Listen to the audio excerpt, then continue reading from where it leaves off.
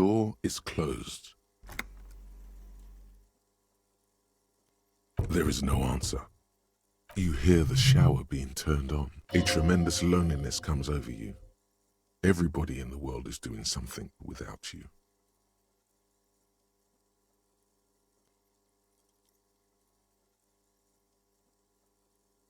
The door is closed.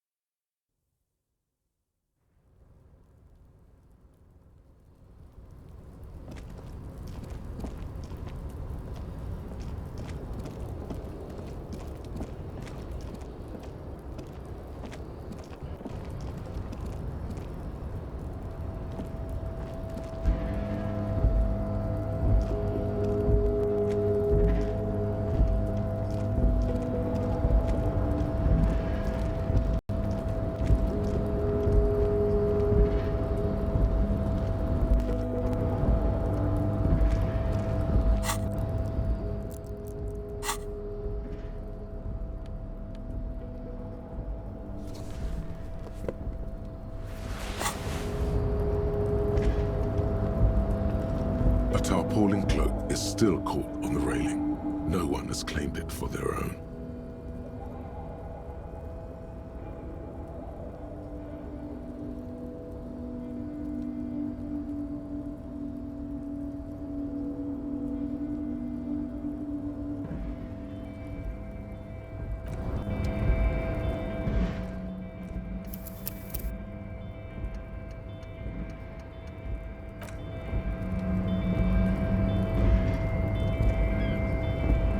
A tarpaulin cloak is still caught on the railing.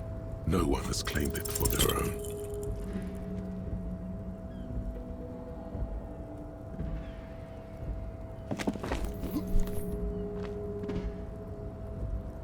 Nope, no. That's still too high. What were you thinking? You're not a gymnast. You're a boxer. And you've climbed way too high up here. Sure. Just be careful, okay? Looks like you almost strained a muscle.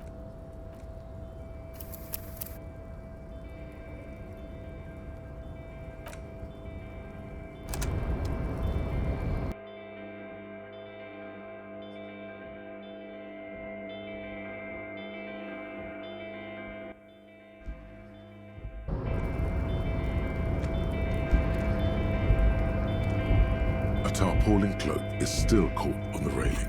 No one has claimed it for their own. As you leap in the air, a chilly breeze engulfs you, sharpening your senses.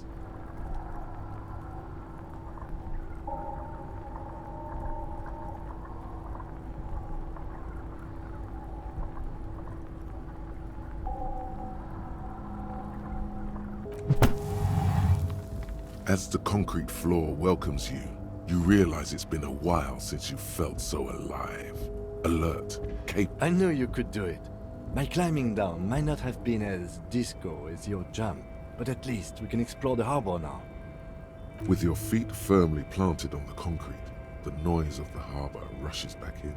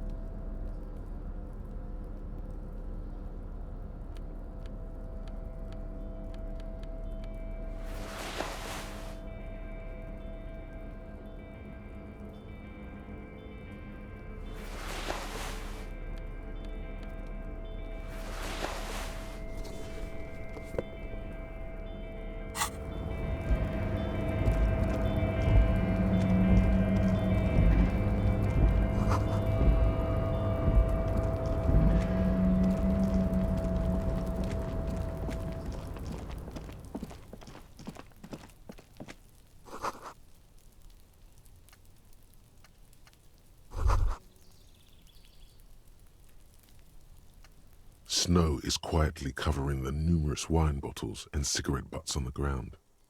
Someone partied really hard here.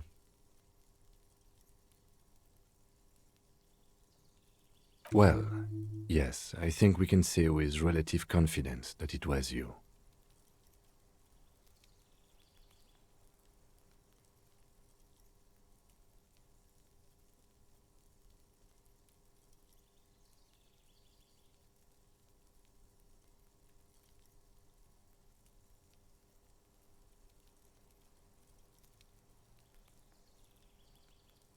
It really doesn't.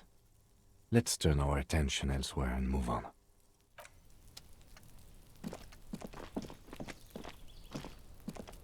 This is the night watchman's booth. The name on the door reads, Rene Art. Listen, it's okay to take a few minutes to yourself. Sit down and have a breather.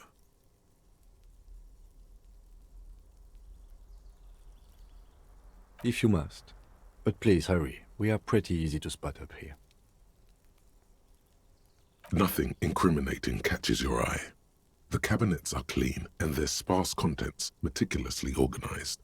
There's a framed photograph on the table. It's a black and white photo of a young couple out in a street fair. The man is young, dark-skinned, and dressed in a Royal Carabinieri uniform. The girl is smiling. Why did you take that?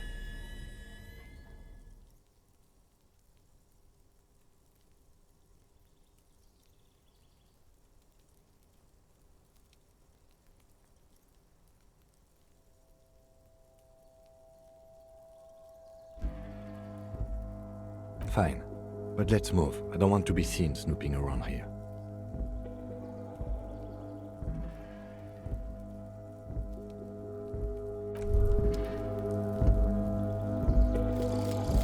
Volumetric ship compressor. Bizarre scientific news from Revachol West today, where a police officer's shit has been observed at a pressure of around 495 gigadecimals. These metallic hydrogen levels of shit togetherness were thought to exist only at the center of collapsing stars, not law officials. It remains to be seen how long the shit singularity lasts.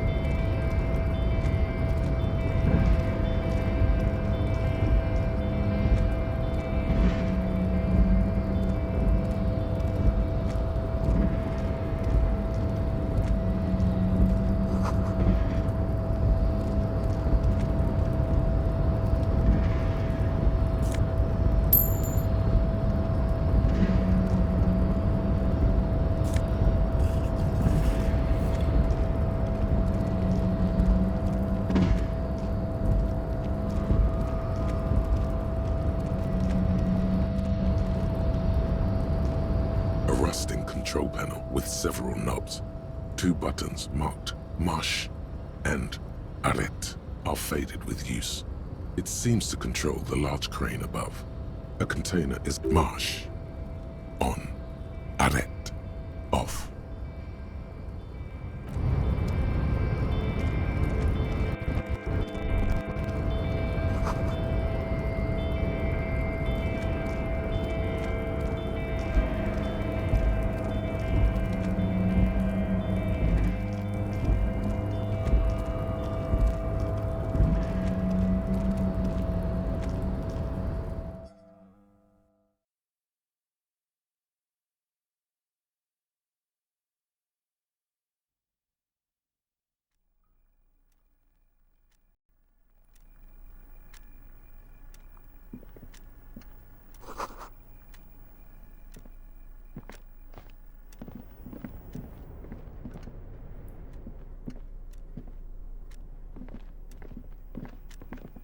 An imposing combination of a punch clock and a payphone is looking down at you from the wall.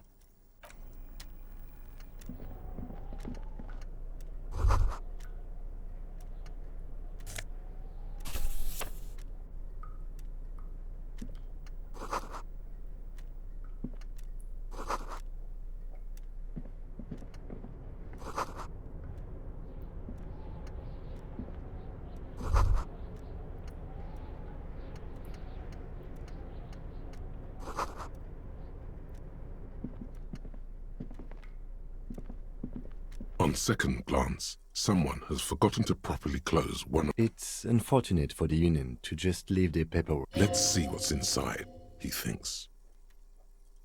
The drawer opens smoothly. Inside is a well-organized selection of brown folders, hundreds of documents containing logistical data. 2 kinds of transactions stand out. Materials coming into and the same materials being handed over to companies inside Revachol. Couron, Coal City, La Delta, and Jamrock are listed among the many districts where the imports are being sold. It's hard to make sense of this thicket of company names, dates, quantities, and percentages. You try to focus, but the lines are getting blurry.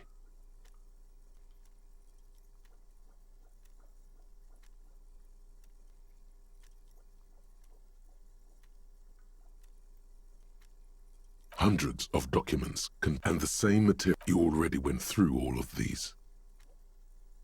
The drawer slides shut.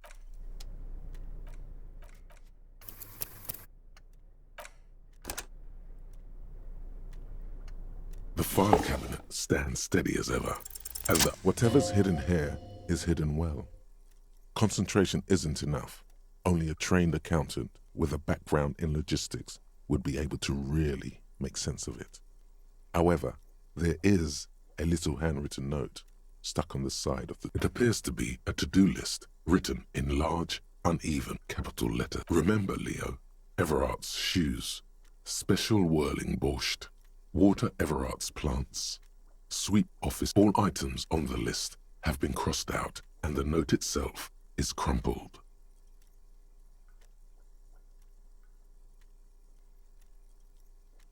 Everard Clare, probably. The head of the Debarders Union. One of his aides must have left it. Nothing incriminating here. The special borscht seems a bit odd in the list. Remember, Leo, Everard's shoes. All items on the list have been crossed out. The drawer slides.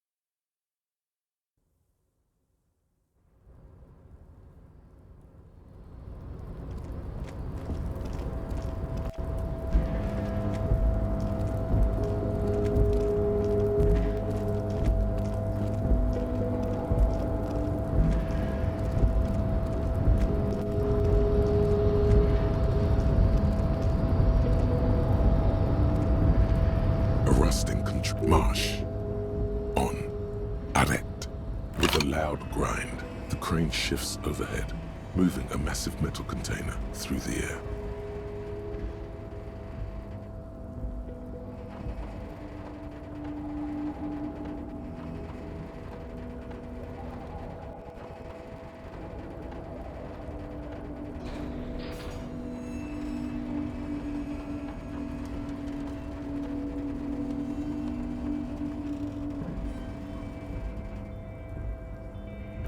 With a surprisingly quiet thunk, the harbor sleeps as the strike rages in the distance. The crane can rest again, now that its purpose has been fulfilled. The rusty control panel grows warm to the touch, then grows cold. It is... I can't see how that was worth the ruckus, except for seeing the crane in action, which I admit was satisfying.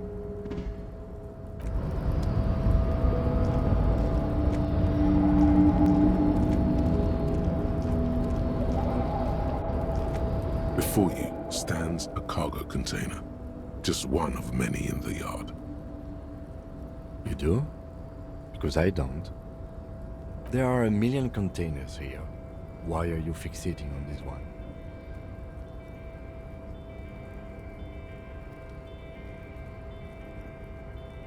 It's a cargo container, Detective, just like all the others. We are not here to interact with containers. We are here to talk to the Union, right?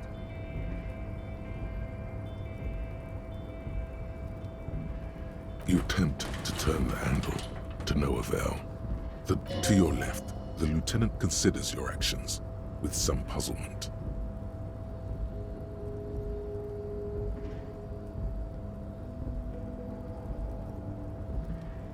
No reply.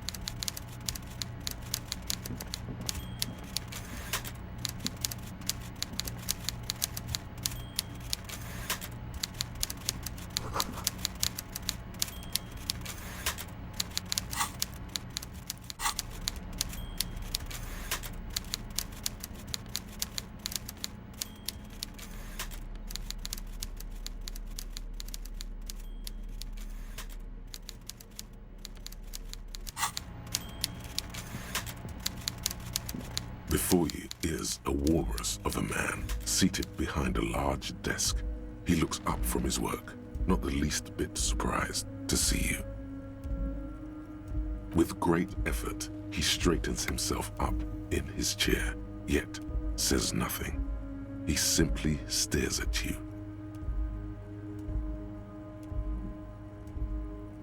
Welcome, Mr. Dubois, Mr. Kitsuragi. It's good of you two to stop by. Please, have a seat. I'm Everard Clare, head of the Debarders Union here in Martinez. I'd offer you my hand, but unfortunately my health prevents me from getting up. You understand? He looks extremely comfortable. The tiny folding chair, on the other hand, looks like a torture device. You go ahead, Detective. Whatever he has in store for you, it can't be good, he thinks. I'll do my best. Forget about that. What's with this Dubois stuff? You're getting some seriously bad vibes from that name.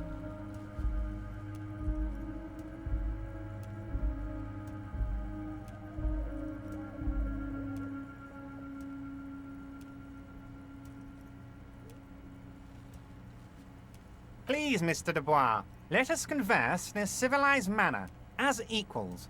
Take a seat. It's nothing. Yes, that's probably right. It's nothing. Forget about it. Filter it out.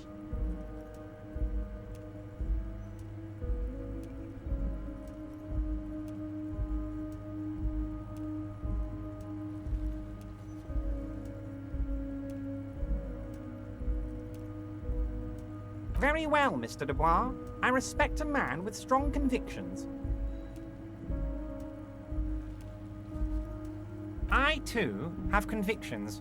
One of which is that I will not engage with any man who won't face me at eye level. Should you find yourself more amenable in the future, I'd gladly resume our conversation. But until then, I'm afraid I must ask you to leave. You're no Titan of Elysium, buddy. He's got you in a fork. Sit down or leave. Excellent, Mr. Dubois. I can see that you're a reasonable man, and reasonable men can be of great use to one another.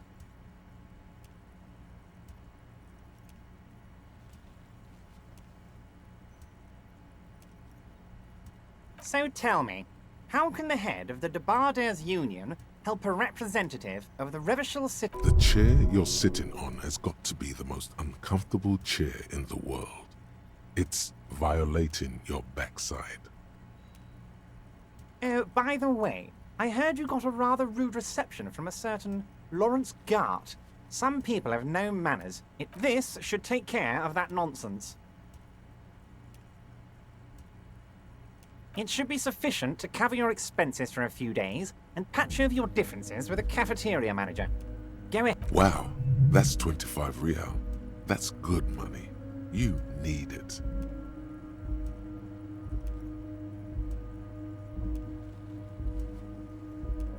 Yes, I know Lawrence. He's a real character. No union man in him. A real piece of work, that boy is. With a grin, he points to the checker game. It's like you're on a game show. At least don't thank him for it.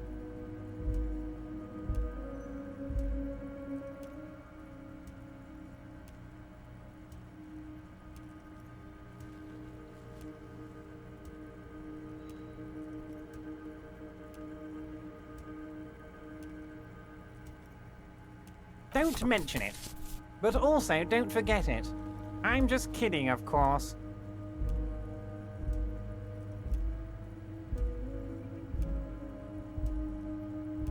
He's not. Now, I'd like to set your mind at ease about one other matter. Your lost gun. Let me assure you, Union people are on it as we speak. I've got my best hounds looking for that lost gun. His slug-like lips move, but all you hear is an echo. Lost gun, lost gun, lost gun. The world is swallowed by a black hole of fear. Only two words escape its gravitational pull. Lost and gun.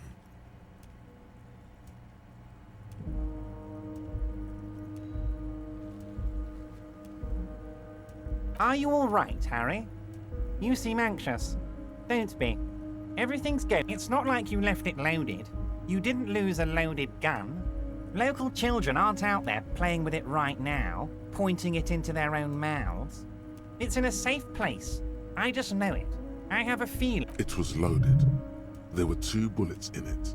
You always keep at least 2 barrels loaded.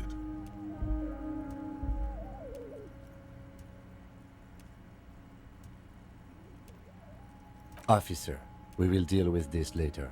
We don't need Mr. Clare's help with this. I wouldn't be so sure about that.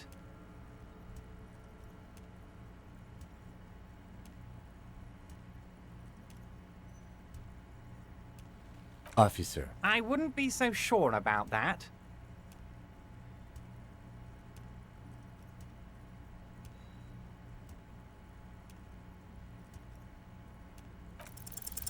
God, you're sweating. Your knee is jerking. You're about to cry, aren't you?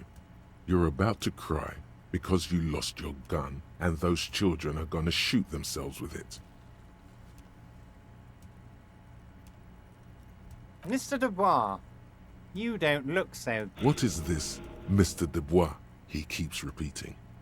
What is he trying to pull here? You need to cool the fuck down. Mr. Dubois! Mr. Dubois! Harry!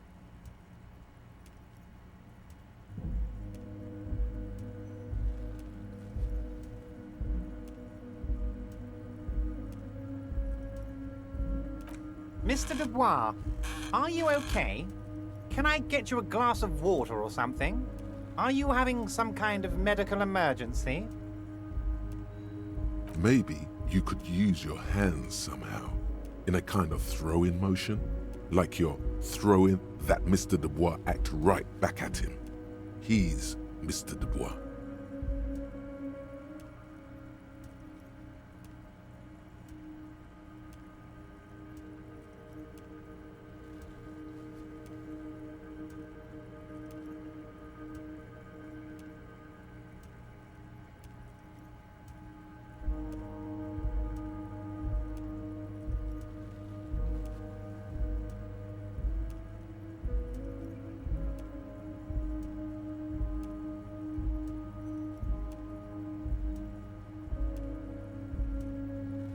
What an odd demonstration of... you got me, Harry. I don't even know what. As entertaining as it was, I'm afraid we're wasting our time. And I'm an extremely busy man, as I'm... Okay, enough.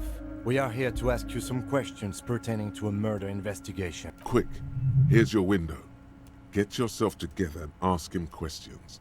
Police officer questions.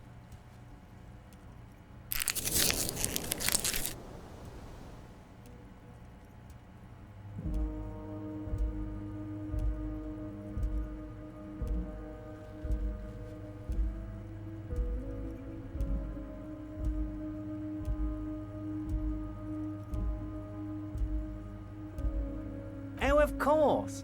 That's your main thing here. That's why you're in Martinez. I know everything that goes on around here, and I would love to... I mean, it's no secret that the lynching is connected to the strike. So much to talk about. Honestly, it's been weighing on me so heavily. I understand you need to interview me.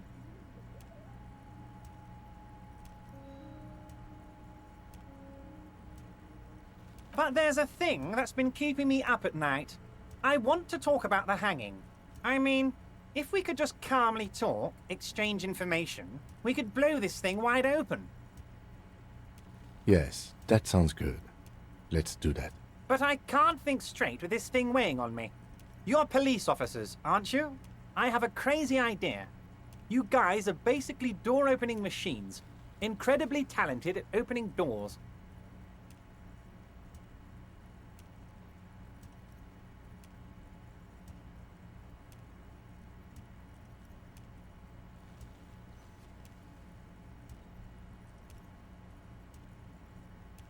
I'm not sure I understand. If you're asking us to break down someone's door, it's not going to happen. Come now.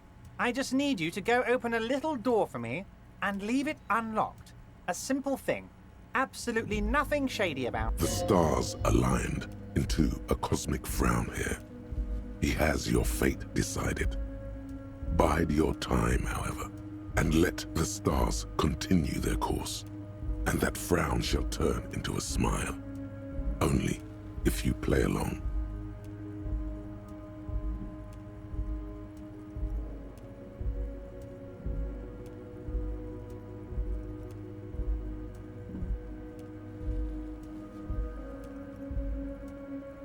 Oh, no one's. It's just a weasel.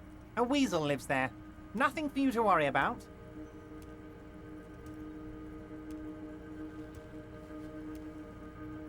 A loud blabbering weasel.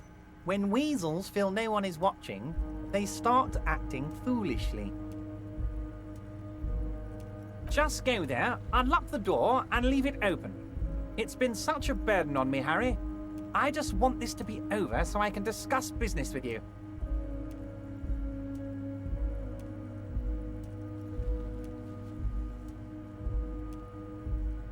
Of course, Harry, I understand. But if that's the case, I don't think we'll ever find your gun. Even worse, we won't be able to speak like equals. Perhaps this was just bad timing for you. Know that you can always come back to me. I really hope you do. For your sake, my sake. Yes, we both understand what you meant. This may be the only way, he thinks. I won't hold it against you. In fact, we probably should reconsider later.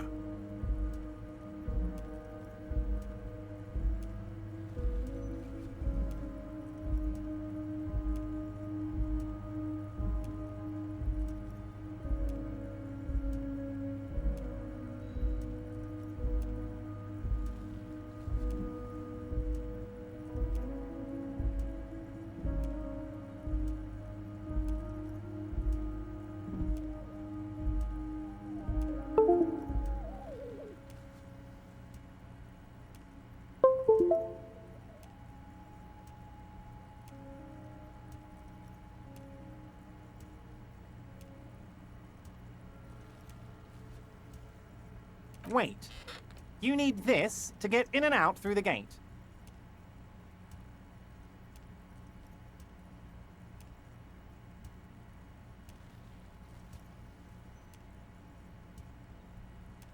Here, you're one of us now. A real red and white Union man. Take care, Harry.